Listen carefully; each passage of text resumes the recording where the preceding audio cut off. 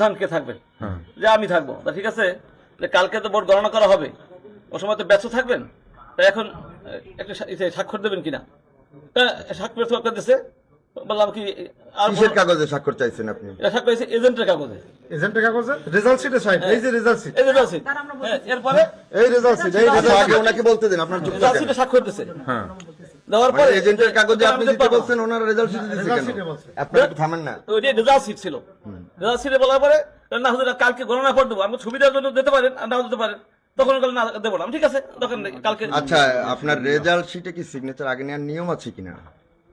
সুবিধার জন্য আমরা আগাই নিয়েছি। এটা কি নিয়ম আছে না আপনার মন মতো করে বলেছেন?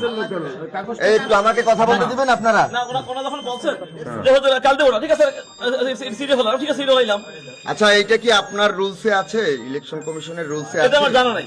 জানেন, তাহলে আপনি আপনি নাম কি আপনার, আর কোনটার দায়িত্বে আছেন আপনি? আমি এই গগন। গগন